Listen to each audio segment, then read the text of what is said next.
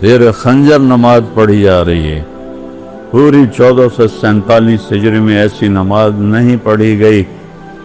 اس وقت تک کافی تو شہید ہو گئے تھے. آپ نے کہا اچھا ایسا کرو، آدھے جنگ کرو آدھے نماز پڑھو.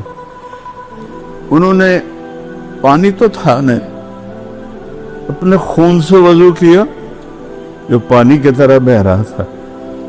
کربلا کی ریت کا تیمم کیا اور اس سے جب انہوں نے اللہ اکبر کہا ہوگا، تھوڑا سا 1400 سال پیچھے چلے جاؤ، اس تکبیر نے کیا ہنگامہ کھڑا کیا ہوگا. پوری کائنات، فرشتے تک لرز اٹھے ہوں. جب انہوں نے سجدے میں سر رکھ کے سبحان ربی الاعلی کہا ہوگا، زمین پر ایسا سجدہ آج تک نہیں.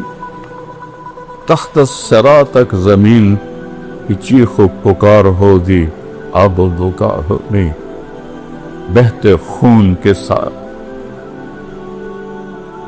شرابور پسینے کے ساتھ، زخموں کے درد کے ساتھ، تیروں کی چھاؤں میں تیروں کے چھید کے ساتھ، تلواروں کے زخم کے ساتھ، نیزوں کے چیر دینے والے زخموں کے ساتھ یہ چند لوگ کھڑے کہہ رہے ہیں اللہ اکبر، اور پیغام دے رہے ہیں اے امت محمد نماز نہ چھوڑنا، موت قبول ہے نماز نہیں چھوڑنی.